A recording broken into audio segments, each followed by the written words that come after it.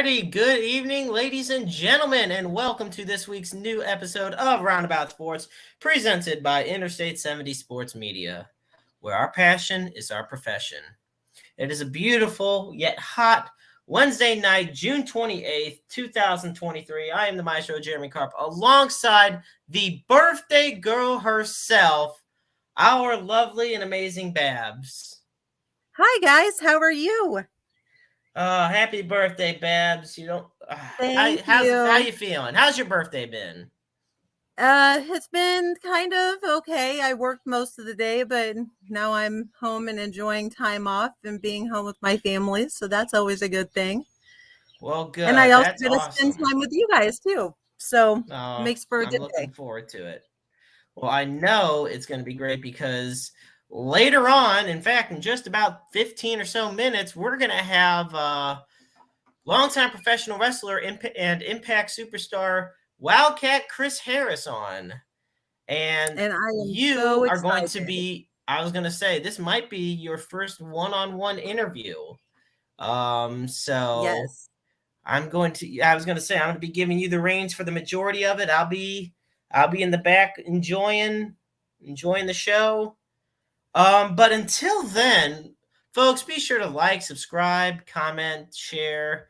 You can find us all over social media.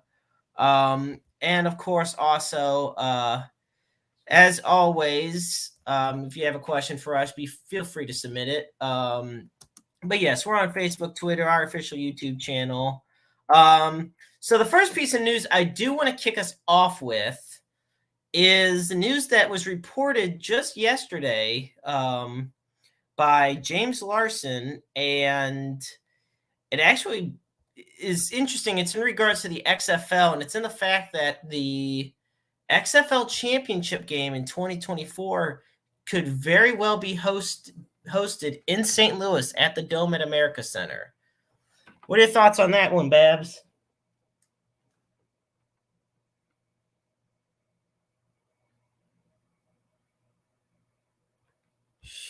I can't tell. She might be frozen. Bear with me on that one. So while she is working to get back in, I will say, so yes, it is developing story. James Larson, who covers the USFL and the XFL, reported that the Dome's officially locked in for 6 different dates for the XFL for the 2024 season, and it looks as if that the championship game will be hosted in St. Louis, which is a big thing considering the fact that St. Louis had the highest attendance this year when it came to average attendance for home games. Now, this year's game between the Renegades and the Defenders was hosted in San Antonio. But nevertheless, it is exciting to see how things will develop further and if it'll come back to St. Louis this year. So, and I know it would be, we've been working on trying to boost the attendance for the Battle Dome, and I think having 60,000 plus fans there for the sake of the amazing fans and for the arguably one of the biggest football championship games, obviously not on the level of the Super Bowl, but nevertheless. So next up, I do have some interesting wrestling news. So folks, for those just tuning in, we are waiting on Babs's return to the show. She is dealing with some technical difficulties by the looks of it. And so, but it is her special birthday, and she will be taking the reins with Wildcat Chris Harris tonight. But I wanted to talk about, so Wrestling Hall of Famer Sergeant Slaughter has been in the news lately because there is a female wrestler in WWE named Lacey Evans who has used a lot of aspects of his gimmick and his finishing moves.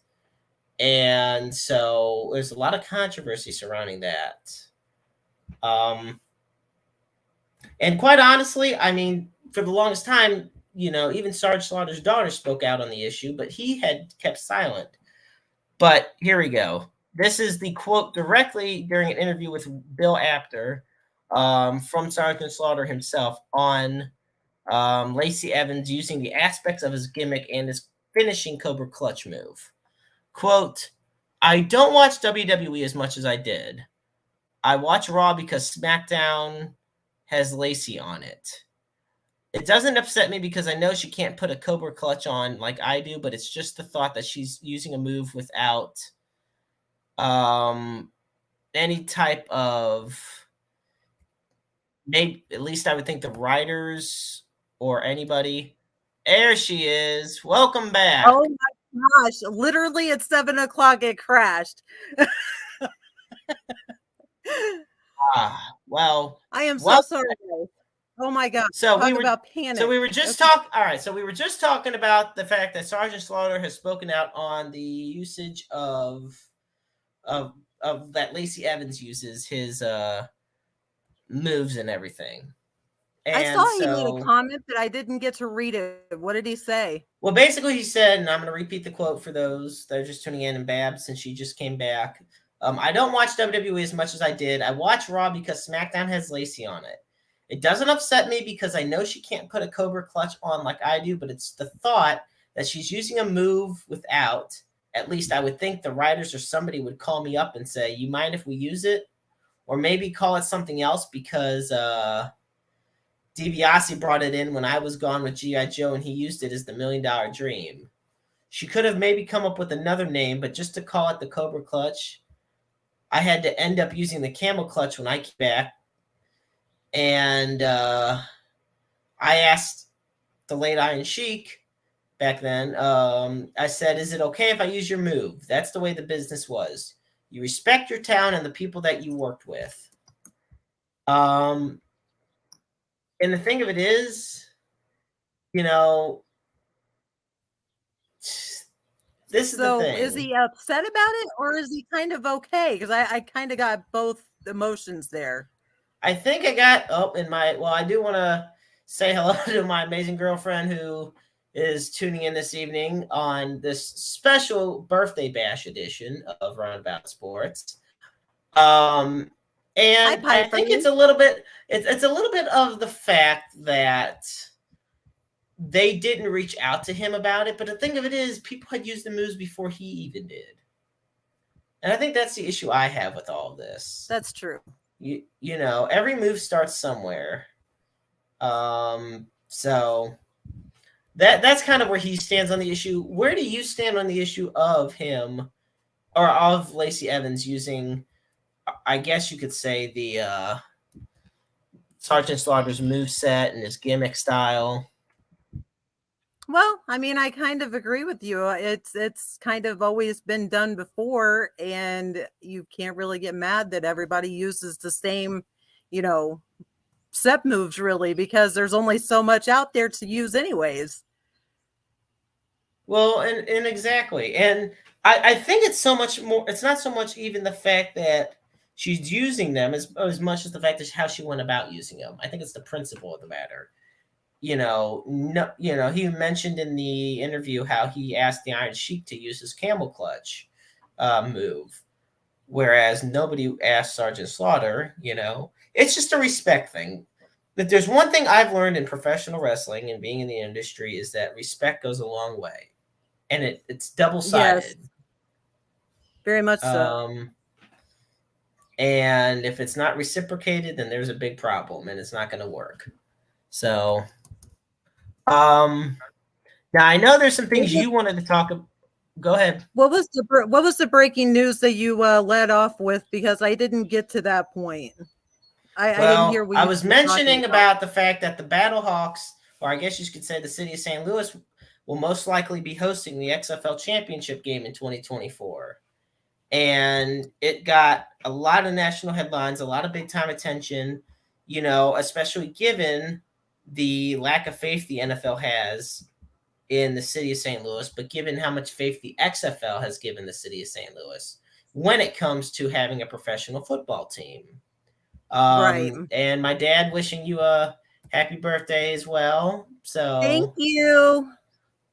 Thank birthday you so wishes very keep on much. coming. So yeah, I what are your thoughts on the potential for the Battlehawks hosting the XFL championship game here? Well, I kind of see it this way. If they can do pretty good with a championship game like that, fan wise, maybe that would open the door to like maybe a WrestleMania down the line because Nashville's getting a WrestleMania now. And the new stadium, I think they said holds like 87,000 people in Right. Nashville. So I think maybe if there's a huge showing for it, I think that it could possibly open doors to bigger events like that. You know what I mean? Oh yeah, absolutely. I do think that it's just an opportunity waiting to happen. Um, and so you see it on the Facebook page, although you don't see it here. But Jessica did leave I believe, a big happy like Patrick Star hugging emoji for you. So Okay. Thank so you. yeah, like I said, the birthday wishes are coming in, and we are just a few minutes away from Wildcat Chris Harris joining the show. Yep, see, she said, hell yeah, she did. um, telling you, Babs, you're the life of the party today. I'm telling you. And it's a wonderful sight to see. Um, so I'm gonna turn it over to you actually while you oh, there you go. There's the wish. Thank you, Jessica. That's so very See, sweet of you. Thank see, you. everybody's out there wishing you a very special birthday. Now, I want to ask you I want to pass it over to you because I know there's some stuff that we talked about before the show that you wanted to bring up before Chris came on. So if you want to delve into some of that, you absolutely can go right ahead. Well, let me piggyback off of what I was talking about earlier. It was actually confirmed this week that Nashville will be hosting the WrestleMania in 2027. I guess the Titans are getting a new stadium, and I guess that's going to be one of their first big events at their new stadium. So I'm kind of looking forward to that. And it's also a hop, skip, and a jump from St. Louis. So it's like 4 or 5 hours. So that maybe that could possibly be something that can be done. And it's also awesome to have it kind of in a central area of the United States where everybody can just doesn't have to go very far. You know what I mean? So it's really Well, and kind of that's what I'm nice to see. saying. Yeah, I like that because I feel like a lot of times the show or like WrestleMania and a lot of other big shows are on the coastlines or in the South, like in Miami or in Orlando, you know. I think the But last time that it was in a central area like that was Detroit. And I think that was WrestleMania that was 23. WrestleMania 23, yeah. Yes. And So it's been a while. It's been a while since they've had a quote unquote landlocked WrestleMania, so to speak. and So and that's something, and I get it. They want the big, I guess, the sceneries, they want the large crowds, but at the same time, I mean, think of all the large cities that are in the Midwest that, you got Minneapolis, the St. Paul area, Minneapolis, St. Paul. You got Detroit, Chicago, Kansas City, St. Louis, Nashville, Indianapolis, and I mean, I know that right there is a big conglomerate. Hell, it'd be pretty interesting to see a WrestleMania in Denver in the future. Denver is one of oh the, if yeah, for not the sure. fastest growing city in the country, at least as far as major cities are concerned. So, that's something I'm personally looking forward to. Um, so right now we are in the top as this, like I said, it's June 28th, 2023. Currently the score of the Cardinal game is 4-3 against the Houston Astros in the top of the second. What are your thoughts on just some of the past few games, from the London series to even before that, with the Cardinals performances?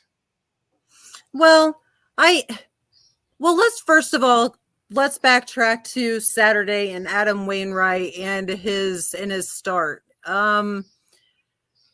he didn't do very well, but it's Oh also a no, it was team bad. It was a effort. terrible start. Yeah, it was a terrible start, and so I know this is probably for another show and another day, but fans actually ran off Wainwright off of social media after that game on Saturday, and Yeah. he's commented saying that he feels like most people forget about what he's done for the city and stuff like that, and it's just really kind of sad to see. Well, I don't call them fans, I'll call them people from Twitter that feel the need to belittle Wayno because of that. And it's like I said, they could have scored runs just as well as Wayno pitching a gem that night or that day. So it was just like I This is the feel thing. like Oh, go ahead. no, go ahead. Well, no, I just wanted to quickly say, Wainwright has not had a good season, and we all know that. But the thing of it is, he wanted to come back because he felt he had, another season left in him, and there's nothing wrong with that. Yes, it's been a rough year, but the whole damn team is having a rough year. So I'm very disappointed, obviously, at the fact that the fans are, acting the way they are towards Wainwright. It's just unbelievable. Yeah. And hopefully now that we've actually won some games kind of in a row and consecutively, maybe that'll be a spark that they need to maybe not necessarily turn it around for the season, but maybe just for themselves. Because it seems like they're kind of running on fumes, so to speak. Exactly. And you're hoping for the sake of the Cardinals, you can tune in or you can get into the All-Star break at maybe about 500, get there at 45 and 45 or something of that nature, and, regroup come time for the off season, or I'm sorry, for the second half of the season, not the off season. We don't want them to be at the off season yet. We don't want the season to end early. Right. So now, with all that said, Babs, it is time for the birthday gift you've wanted. And no, I am not talking about anything suggestive like that because this is partially a family show. Nevertheless, well, I'm gonna have to try again. Exactly. Folks, it is our pleasure to have on Roundabout Sports Wildcat Chris Harris. He is a longtime professional wrestler making his debut back in 1994. He is a 6-time NWA World Tag Team Champion alongside James Storm when they were America's Most Wanted. And no, I'm not talking about the FBI list.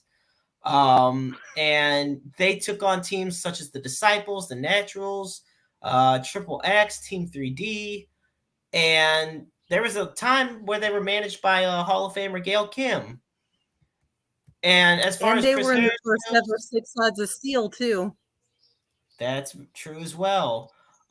He's been ranked in the top 50 of the PWI 500, and he was named Tag Team of the Year with James Storm. And honestly, it's just such a great pleasure to have him on. So, and let's also not forget that he's also done work with WWE, Full Impact Pro, as well as WCW. But it just runs the gamut. So, folks, it is a great pleasure to welcome to Roundabout Sports the Wildcat himself, Chris Harris. Hey guys, how you doing? I'm good. How are you guys? Well, what an introduction. Well, thank you. It is a great pleasure to have you on, Chris. Thank you so much for joining us this evening. Oh, it's a pleasure. And I guess I owe the birthday girl a big happy birthday. Is she frozen? Oh, yes. She might be frozen again. I hope it's not. It might be the Wi-Fi acting up again. See, I come on here and she freezes. You scared her off. I don't know, man. I don't know what you did. Now come on. Okay. So while she works back with that, like I said, welcome to the show. So the first thing I have to ask you, So you've been in the business for, it's pushing 30 years. I'm not trying to make you sound old. I'm just saying you've had a long, great wrestling career. First thing I want to ask is, the professional wrestling industry, the business itself is a very taxing one physically and mentally. What is one of the biggest things you've done to help keep you going for so long in this industry? Well, let's be clear. I haven't been in the ring that entire time. That's part of it. I think I'd be in worse shape right now if I was still going in the ring. No, man. I mean, I had that big love. I had the passion for the business. I was one of those that loved it as a kid, so I wanted to devote my entire life to it and made a career out of it. So, through the ups and downs, there's been a lot of ups and there's been a lot of downs, and even during the downs, I maybe because I stepped away for a little bit, I wasn't so much out there in the public eye, and just kind of had to work on myself for a little bit. So I wasn't doing a whole lot, but over the past several years, 5, 6, 7 years, I've about the past 5 years, I've kind of gotten back into it, and I'm doing a lot with my local promotion. Barb's knows a lot about that, the NWF, and that kind of got me refocused and energized again. So it just brought that love back to me, so I can help some of the younger generation and not get in there and do it myself anymore. So it just it really ignited me back, and I started watching a lot of it again, and then started picking up on conventions are big now, so I do a lot of signings, a lot of conventions, a lot of appearances, just not in the ring. So I've kind of found a whole new niche for myself where I can still do my thing, but not have to get beat up in the process. Right. And then if I remember correctly, the NWF, the Northern Wrestling Federation, is located in Ohio. Is that correct? Yep, Cincinnati. Okay, in Cincinnati, Ohio. So how did the birth of the NWF come about? Well, I hope I get this story right. It kind of happened about the same time I was in there. So I debuted in '94, and the NWF started in '95. So there was, wow. yeah. So I had done a few matches up where I started my training, which was up in Marion, Ohio. I've done a few shows with those guys, and I stayed traveling with that. But then when I found that I had a local promotion around here, that wasn't until about '95. So the short version is Northern Kentucky, which is just across the river from Cincinnati. There was a spot that Smoky Mountain Wrestling ran.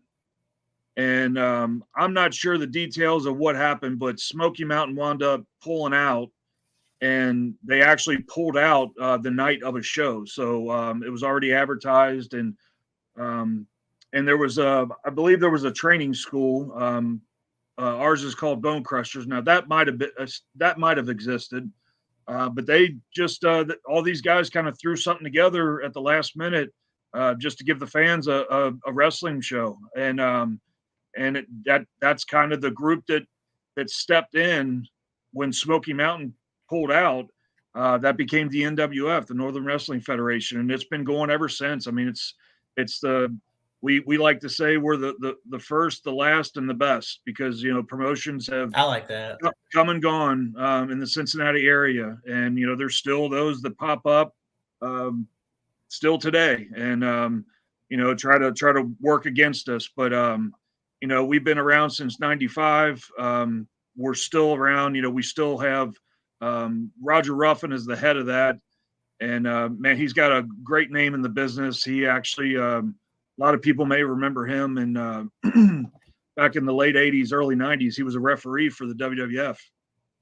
And Roger Ruffin was one of your trainers, correct? Yeah. Like one of the guys. So I got started in 94 up in Marion, Ohio. But like I said, after doing a few shows and starting to branch out a little bit, I realized that, this was going on right in my hometown.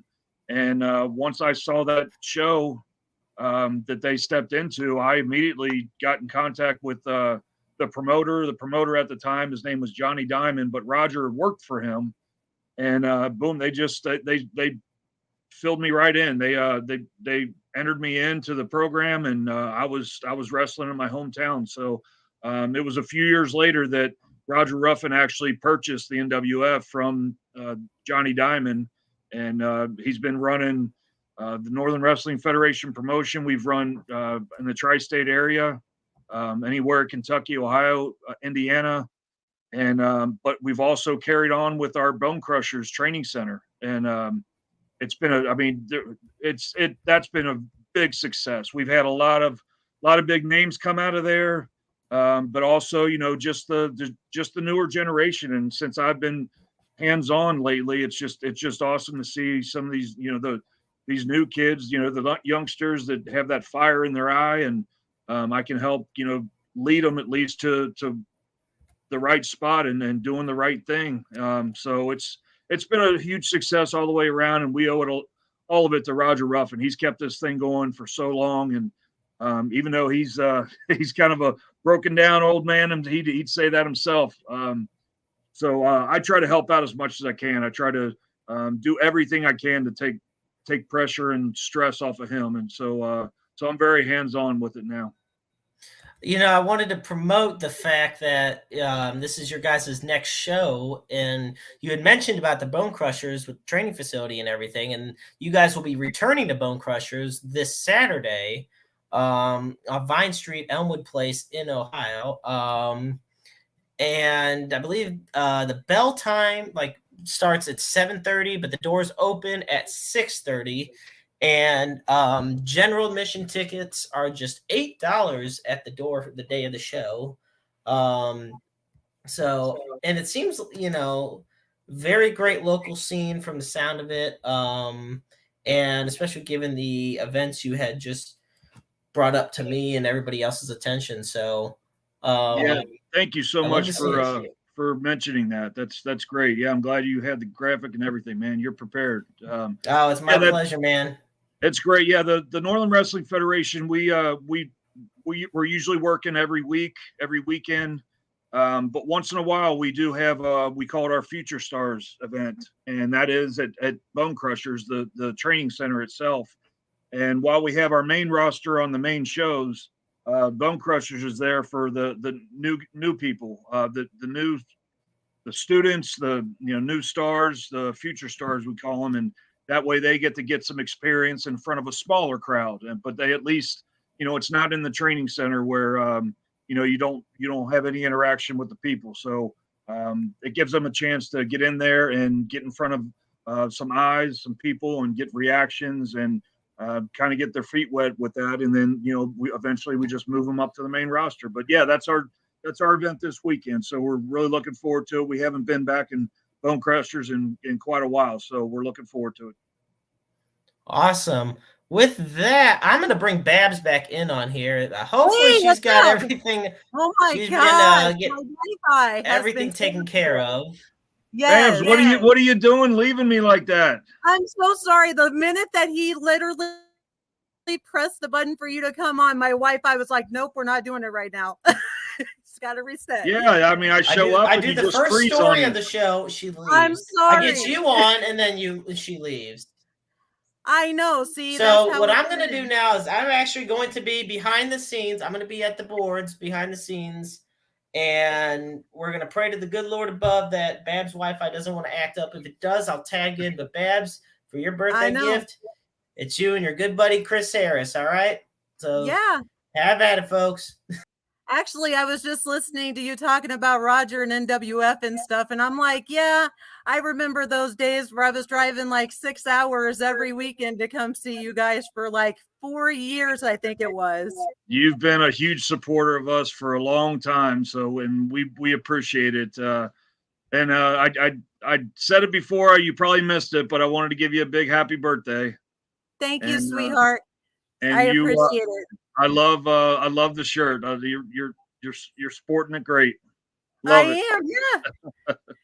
Yeah, so actually, I've known you for probably longer than I've known anybody in wrestling, probably because I met you in '99 when you and Kurt Hennig came into town for a wrestling event at like Evansville Coliseum. I believe it Yeah, I was. think that was 2001 though. I think One, yeah, okay.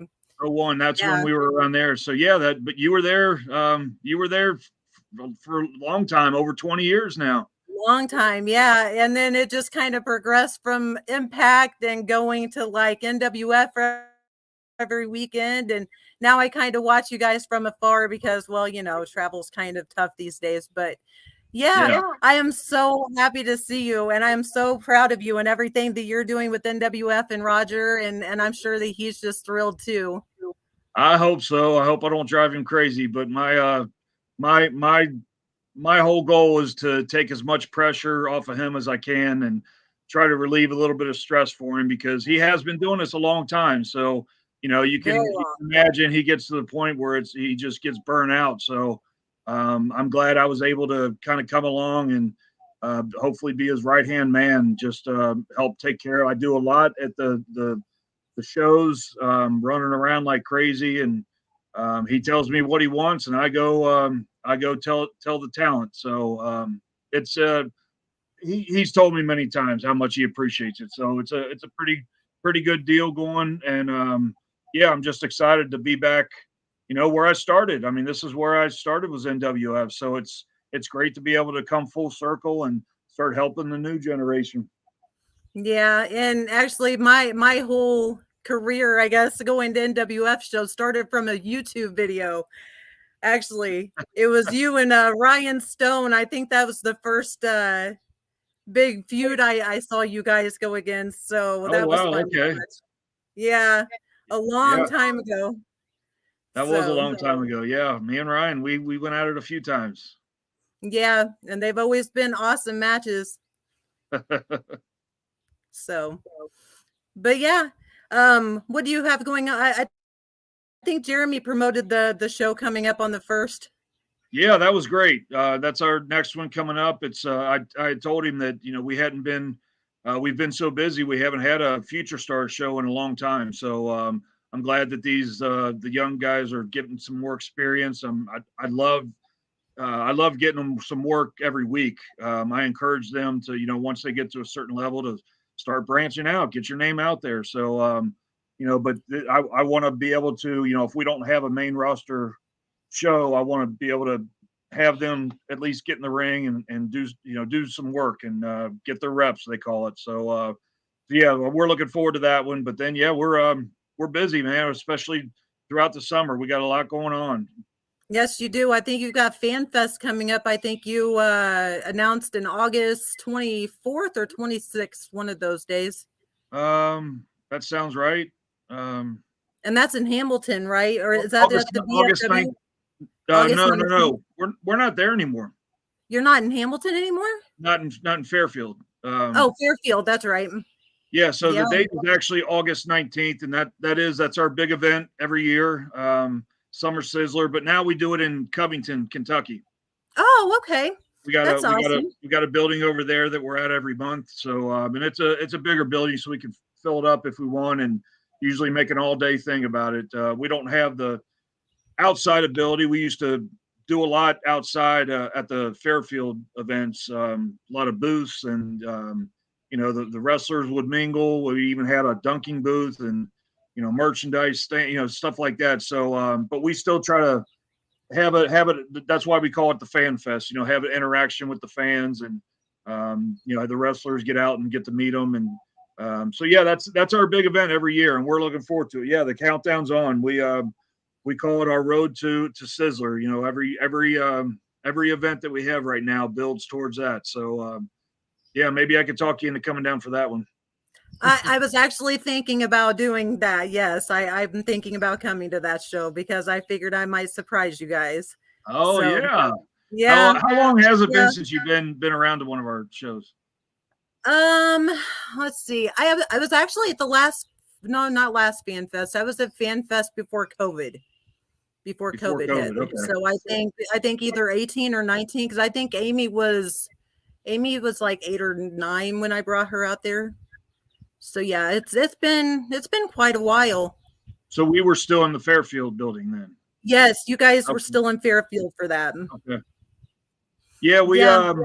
we're not at that building, and the NWF was there for a long time. That was one of our longest spans of being in one of our buildings. But yeah, the building got bought out, and I believe I may have this wrong, but I believe it was like a church group that bought it. And Oh, okay. I'm not sure exactly what they do there, but I do know that they, when we kind of talked about, continuing the deal, they were not interested because they were church going people and wrestling was the devil. So You go from one extreme to the other, no pun so we were out of there. intended. So, yeah, so we didn't get the re-sign at that building. So we just started, we were still doing events elsewhere, and we just took our biggest events. That's usually where we had the Fan Fest. So we just decided our next biggest was in Covington, Kentucky. So now it's a Northern Kentucky event. So, but yeah, we're still doing theater, right? No, it's actually like a indoor baseball center. Okay. Okay. But you guys do shows at a theater too, though, right? Where's that at? There's in Ludlow. Ludlow, okay. Once called the Ludlow Theater, but it was it actually got taken over by a circus group. Oh wow! I don't know if people realize, but that's where wrestling came from, was the circus. I mean, so it was a natural fit. But no, actually the owner, he's been in there a while, but I'd known him. We went to the same high school together. And my stepmother works for him, so there was a big connection there. But he wanted to start bringing events in. Now he's got his own brewery there, so it's called Bierkus Brewery. Kind of like a playoff circus and the beer. So, but yeah, he has different events there, and they still do some circus acts there. But he's got his own brewery, he brews his own beer.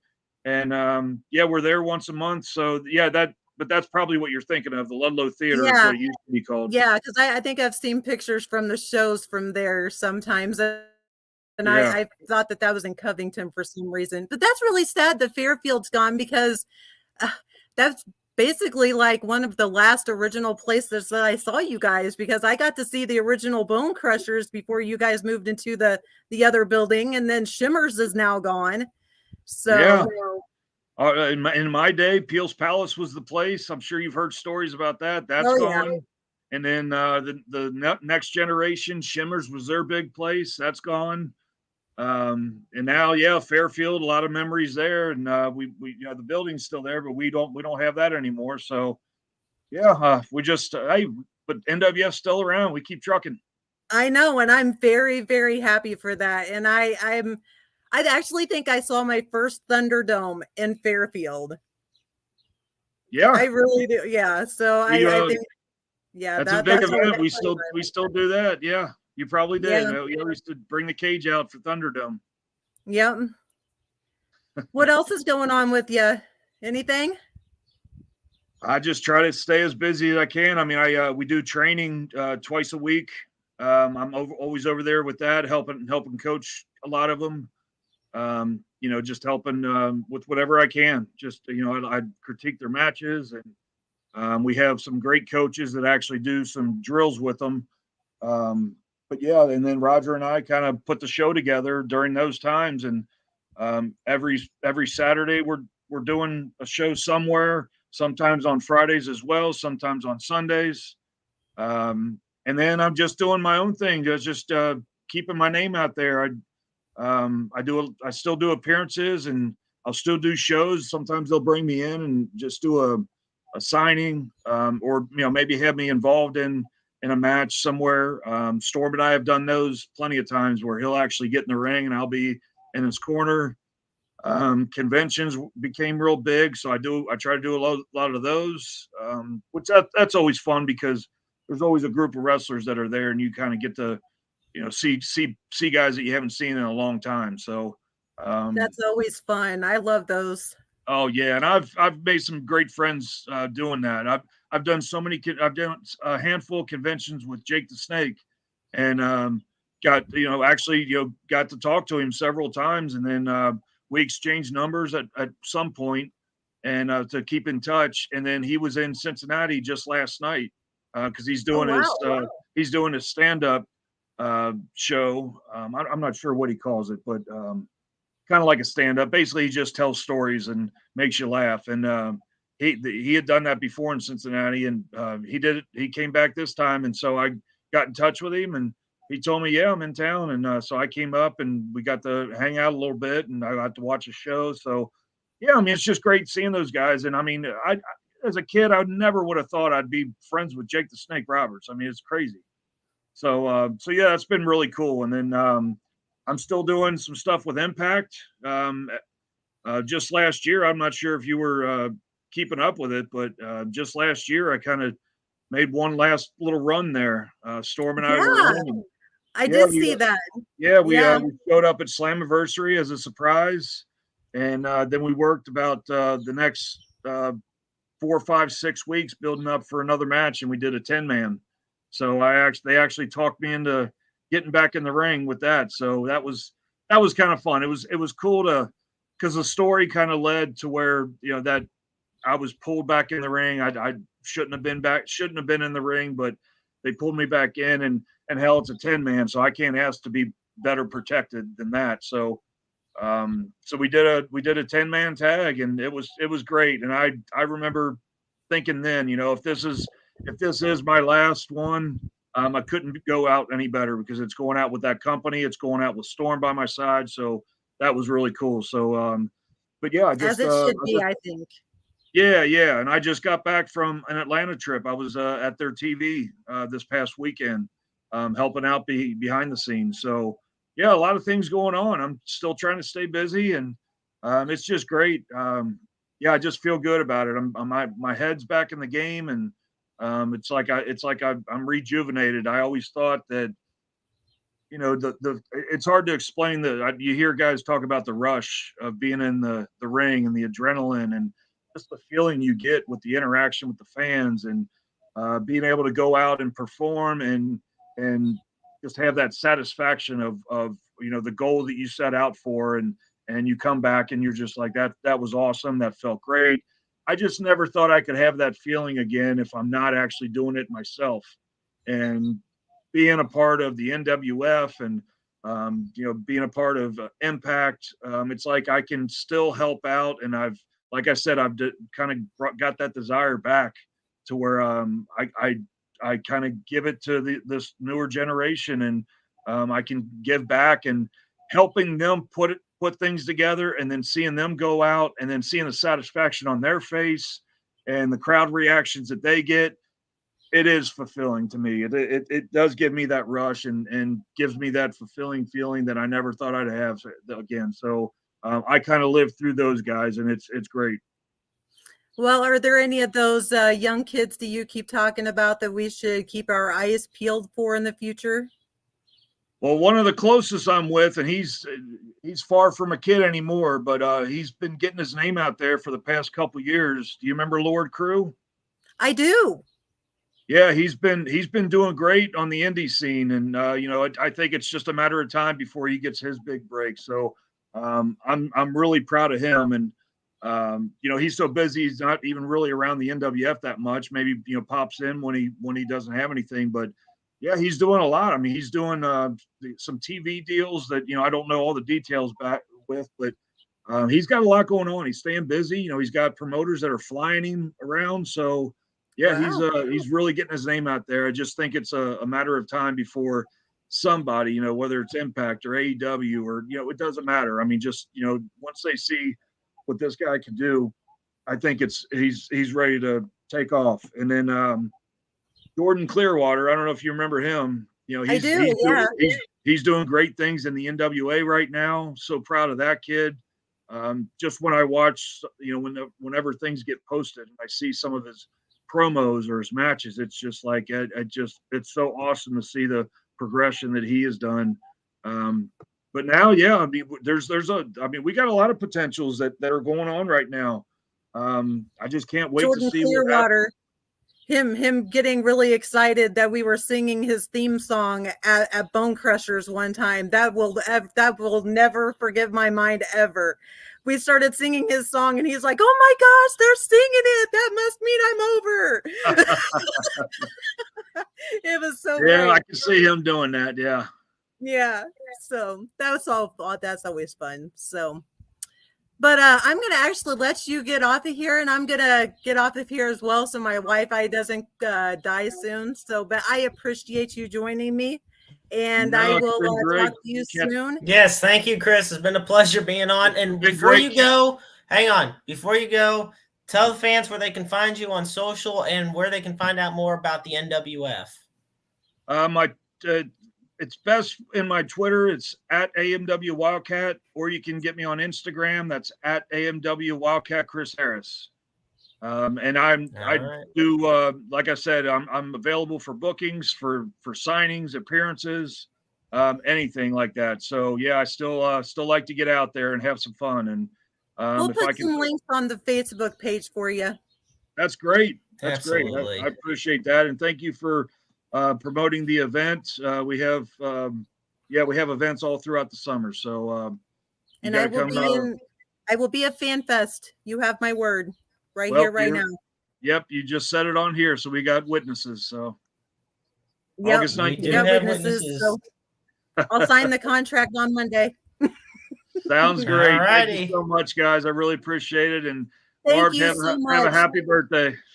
Thank you so much for coming on for me. It's so great to see you, and I'll be in touch with you soon. That sounds great. Hope to see you guys soon. Thank you, Maestro. Take care. Wildcat Chris Harris on Roundabout Sports, everybody. Have a good night. All righty. What an absolute pleasure it was having him on. Safe to say you've had a pretty good birthday now. Yeah, that was awesome. And I'm so thankful for him for coming on and chatting with us and getting out the good word of NWF, because they are an amazing group of people. I have never met anybody. Oh my gosh, so awesome. Roger and his wife both have treated me nothing but amazing every time I go out there to see them. So if you guys are in the Cincinnati area on July 1st, please go see that show and you will not be disappointed. Please go see the show. That is the NWF Future Star Show at Bone Crushers on Saturday, July 1st at 6105 Vine Street in Elmwood Place, Ohio. Tickets are only $8 at the door. Doors open at 6:30 Eastern, and the bell time is 7:30 Eastern time. So you definitely want to head out and show your support for your local wrestling promotions. And yes, Babs, before we close, as always, folks, we're going to wrap it up here this evening on another amazing edition of Roundabout Sports. As always, we post the NAMI hotline at the end of every show. Call 1-800-950-NAMI. That is 1-800-950-NAMI. It's the National Alliance on Mental Illness. It is the largest nonprofit organization as a grassroots group for family members of people diagnosed with mental illness. It has been around since 1979, and the line is always available. And of course, I cannot stress it enough, the Suicide and Crisis Lifeline. And it is open. You just have to dial 988. It is available 24/7, 365, 366 on leap years. Understand that you're never alone in this world, and you are so loved. And there's always somebody out there who cares about you, who wants to be there for you. And the help that you may need is just a phone call or a text message away. And you could also be that person to be there for somebody else. So let's all keep going together and keep the world spinning round. Once again, happy birthday, Babs. Thank you so much, Thank folks, for you. tuning in this week to amazing episode of Roundabout Sports. And of course, Tyler Cooley. Thank you, who Tyler. Tyler wants to face me off in a match one day. I saw maybe the guest referee. Yeah, I mean, I was gonna say we'll get. Or I could be the designated bell ringer. So yeah, we'll do whatever, but I got him covered. So, all righty, folks. As always, I'm the Maestro Jeremy Carp, and she's Babs, and life is a book full of empty pages just waiting to be written in.